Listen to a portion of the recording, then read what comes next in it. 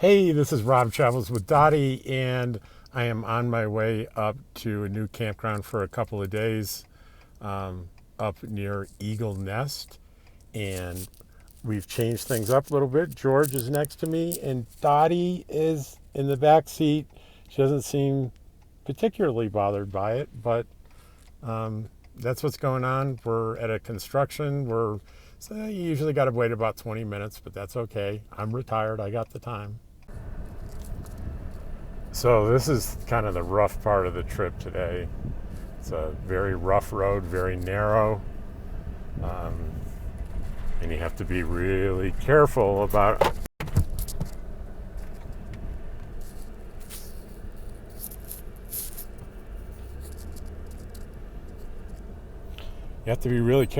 your phone bouncing off because it's so rough. But this is the little white knuckly part of RV life. I'm lucky. I've got a Winnebago Micro Mini. It's only 7 feet wide. If you're on a big fifth wheel trying to do this, it's probably a little bit more nerve-wracking. Big bumps, which is going to knock stuff all over the place in the trailer. I would have driven around that had I seen it, but it was a little bit of a hidden bump. I see the guy behind me went around it, and here they're like blind curves. I gotta keep an eye out, make sure there's no one coming the other way, especially some other guy with a towing a trailer. It says 25 miles per hour. You gotta be kidding me. I'm doing 14. But fortunately, I've been over this stretch of road multiple times, so there are no real surprises. And after I get through this kind of rough patch, it's pretty smooth going all the way to the campground I'm going to be at tonight, which is north of, I think it's north, but it's outside of Eagle's Nest. Well, that last where the camera crashed off, it went down to my feet, so I couldn't get it back. But it gives you a pretty good idea how treacherous that little part was going over that mountain after that construction site. It definitely takes your full attention. But beyond that, got some nice open road in front of me that's relatively good. I'm doing the speed limit, 35.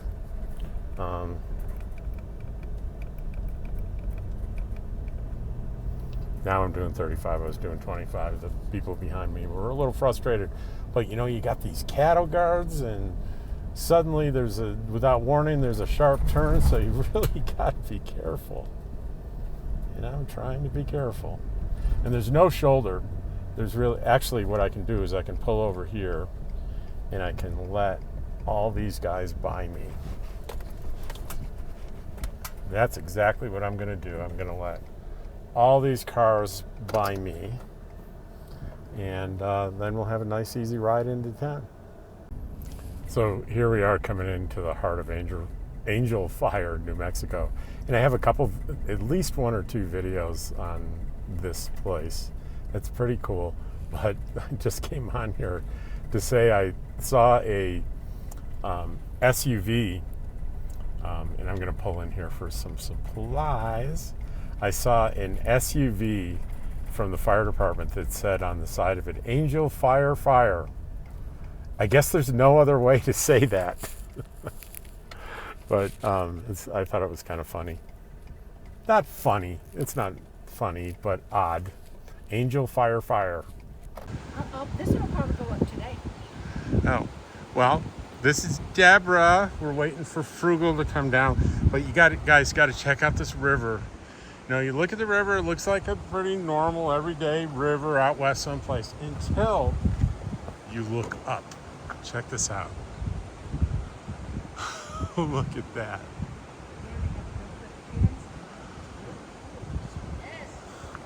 I thought Jana was going to fish with no pants. That might happen. We'll get a lot of views on that. If I talk about viral. And here's my spot underneath the tree. So Debra has managed to hook a native Debra Dickinson. She's actually hooked herself, but she also caught the fish, so that's... Yeah, I turned, she goes, show Robert, look over there, and I turned and pulled the hook out of his mouth right into my hand. Okay, we have been fishing for 30 seconds, and Debra has already caught dinner. So this is really interesting. This is Debra catching a fish, and if you look out there, you can see her little white bobber.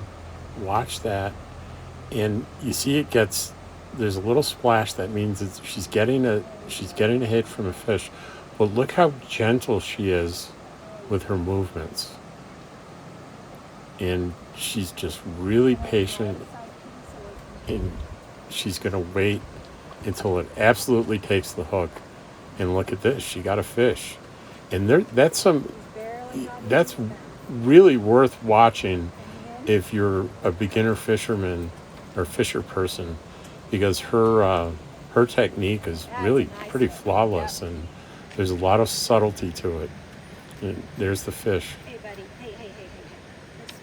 Stop that. Stop that. This is how I got hooked last time. Stop. I'm so scared of getting hooked again. Okay. No argument from me.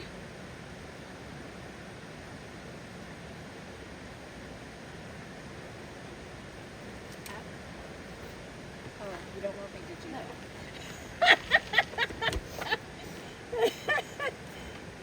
I need your line. You need slack? There.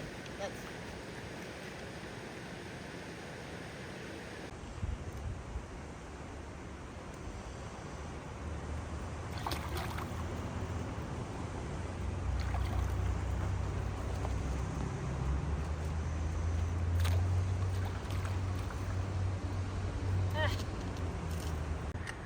The package. Because this one's dead, and I don't want to show this one. No, I'm just showing the package you've already cleaned, and your butt.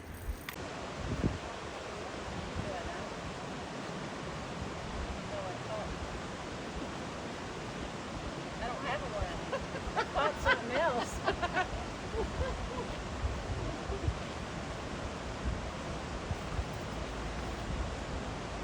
Oh, am I going to put another one on?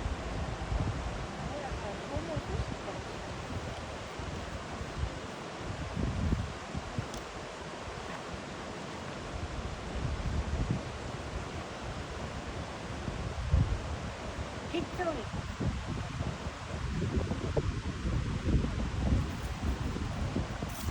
Woo! Oh yeah. Dinner!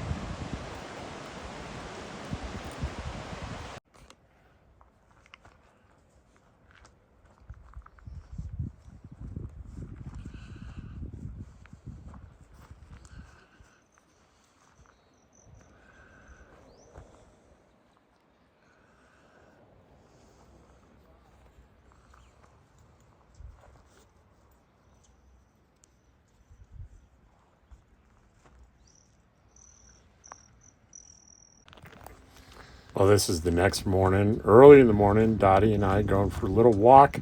Is the where we were fishing wasn't at the campground. We drove a little ways to do that. But the river is right down here next to where I'm camping.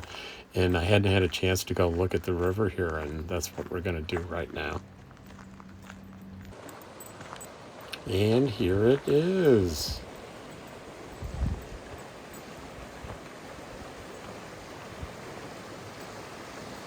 It's pretty fast flowing. It'd be pretty hard to fish right here. But it's a lot of water volume there. If you jumped in there, you'd be downstream pretty fast. Downstream.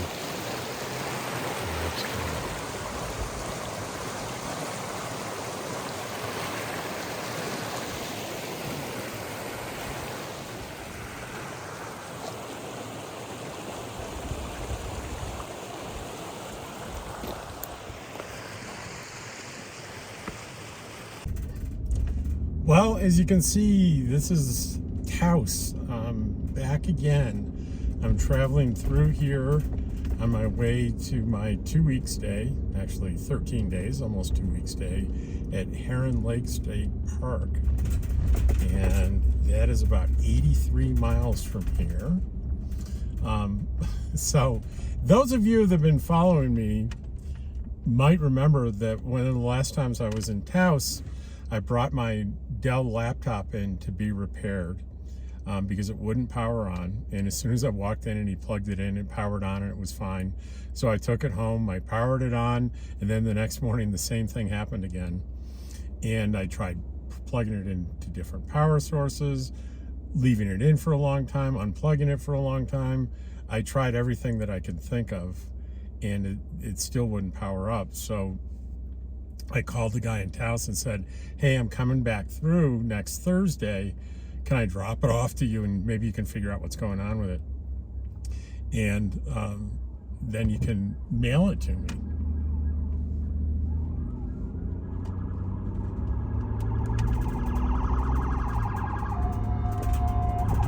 Oh, is that an ambulance coming? I don't know whether he's going to be coming behind me or not. I can't tell. He is behind me.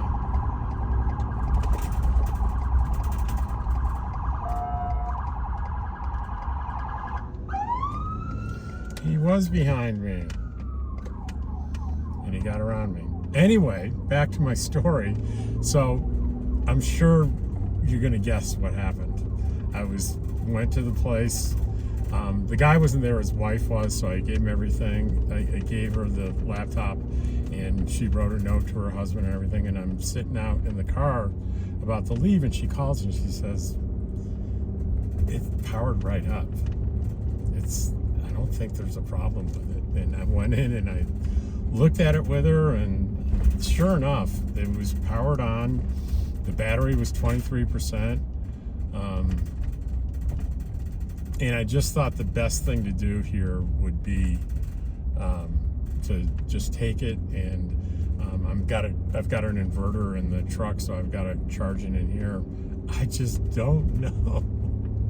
Anyway, a George report. George is up to almost 20 of Dramamine, and George is fine except on these winding mountain roads. That it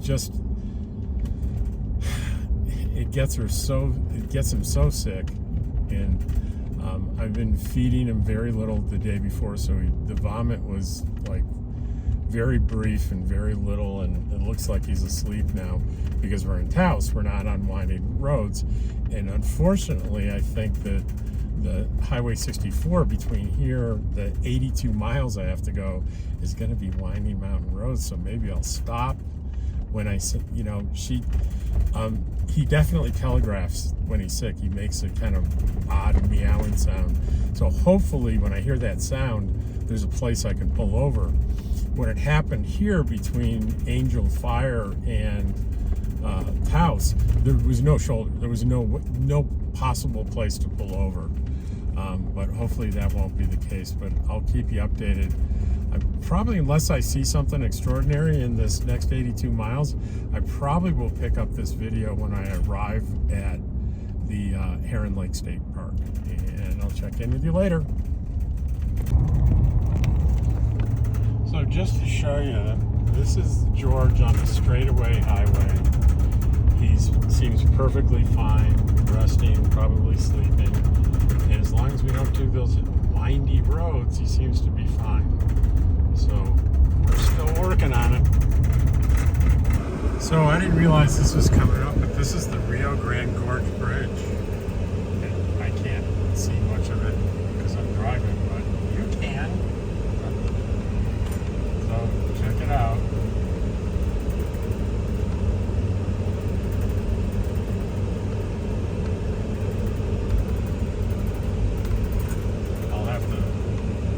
Check this view out when I look at the video. So I am taking you along with me, and I'm just sort of blindly driving around because I just got here, and lots of open spaces here on this loop. Maybe the water problems have scared people away, but so far it looks like a primo campground. I'm on the Blanco Loop.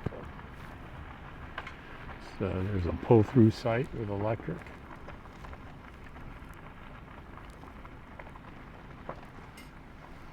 Now the sites are far apart, very private. With my router and antenna in my AT&T plan, I'm getting like 20-25 megs down. So that's good. My Starlink is working well, so I've got two sources of. They've got big pull-through sites here, if you're interested. And I'm surprised so many of them are empty. I bet they're filled in the weekend though. I think I passed the visitor center. I'd like to make my way back up there to get a map, because I think this is a big park. Dottie and I are going to have some great walks here, and I guess I'll be buzzing around on my electric e-bike for sure. This is just one loop, one campground,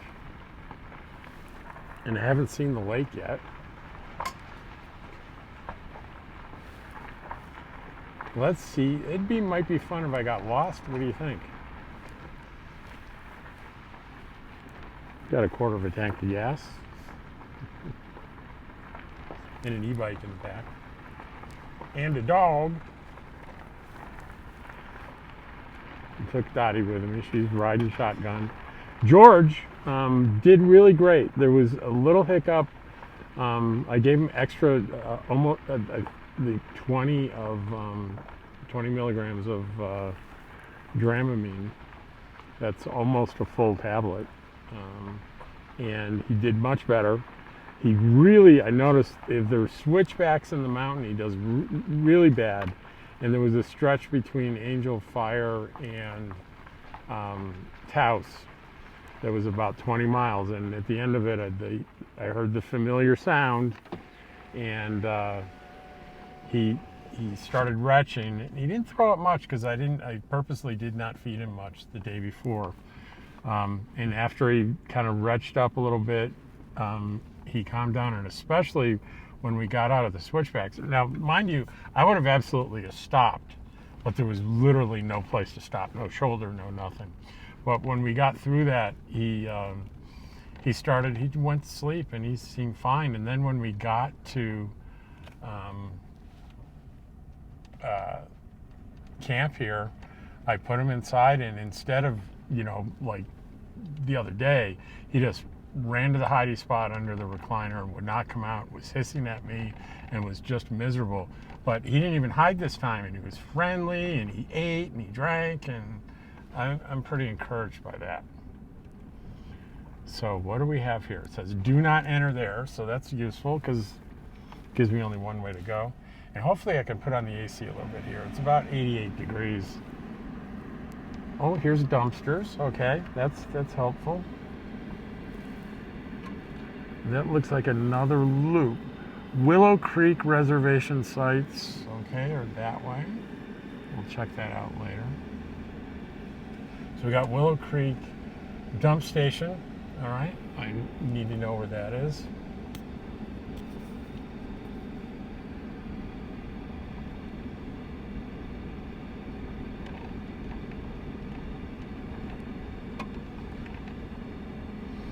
I'm thinking if I'm frugal, I can't say the word frugal anymore without thinking of Frugal RVL. I can probably last the whole, well, it's not 2 weeks because I'm a day late, so 13 days. I think I can last with my tank of water and my gray tank and my black tank. And I just need to, find a place to fill my water at the end and head on to the next place. You take Navy showers.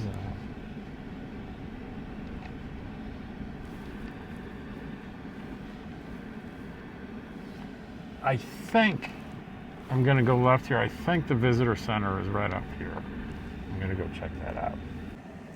Well, the visitor center is not open. There's a sign that says they're open for coffee with the camp hosts on Saturday morning, I think at 9 o'clock, which I will definitely attend that. There were some display maps that I took pictures of.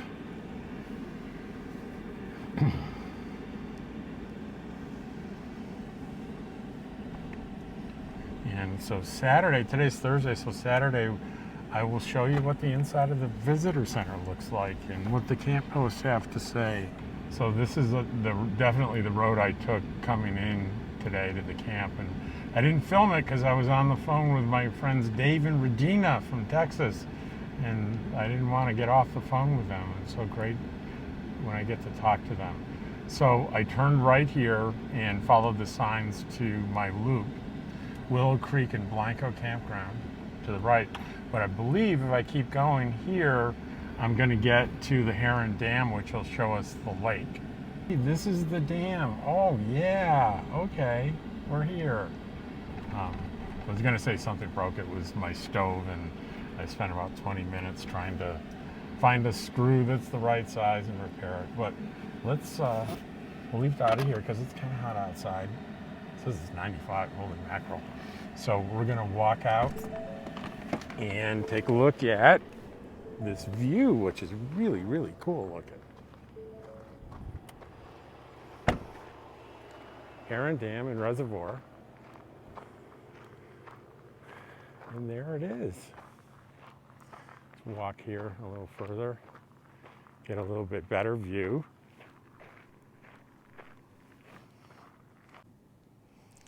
And here we are at Heron Dam, view of the lake.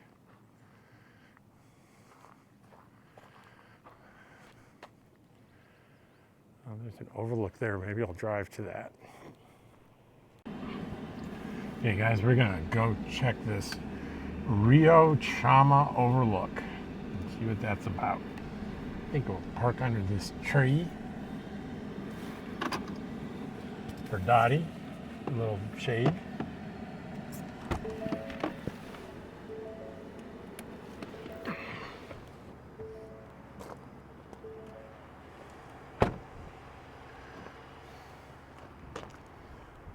Let's see what we have here.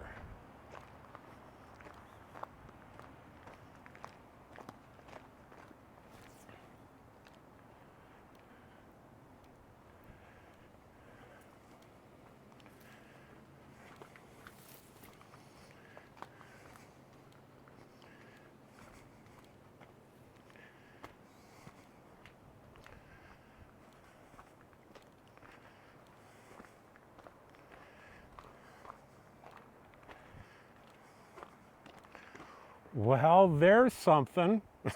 Look at that.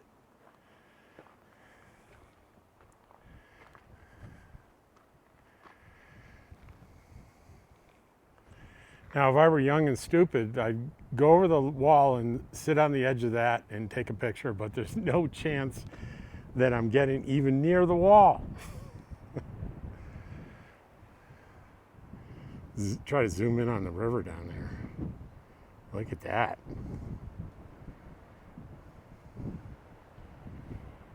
Very cool. Now, the other side of the road there is Heron Lake. Very nice. So the building here just had, looks like a couple of toilets that are closed for the season, but just another way to look out over this amazing vista.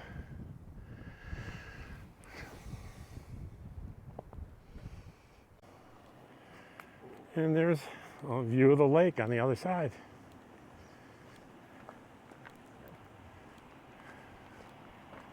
We'll go back and I'll show you my campsite, and that'll be that for today.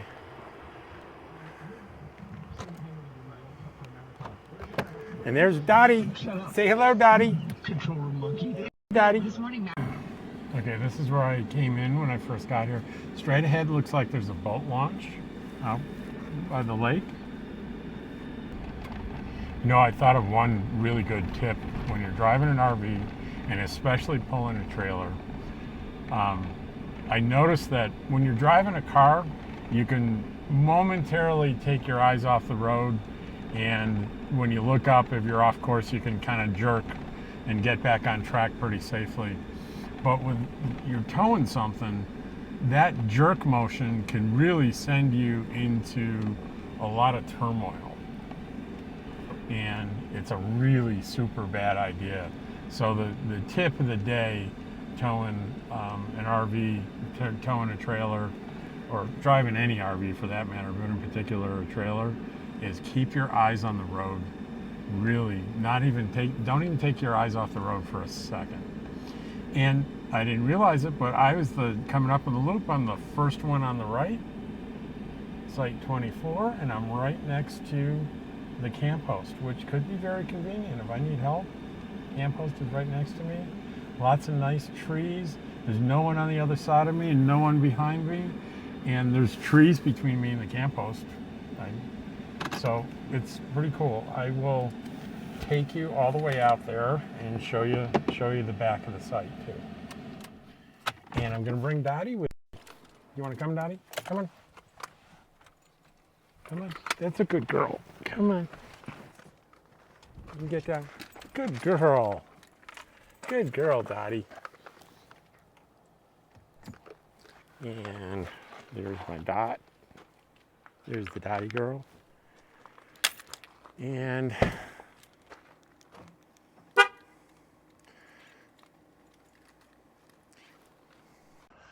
so I realized that the tour of my campsite got deleted or something. So this is later in the day. I got more stuff set out. Like I said, I'm next to the camp host over on the left here on the other side of these bushes. And here's the back. Got a nice picnic table. And there's nobody in back of me, nobody to the side. There's my Starlink out in a little field by my campsite. Here's the other side of the trailer. Lots of privacy. And I think the sun's about to set way out there. Doesn't it look pretty? Anyway, that was my 2-day transition from Coyote Creek here to Heron Lake State Park, and gotten the pleasure of spending some time with Debra Dickinson and Frugal RV Gal. We'll see you on the next video.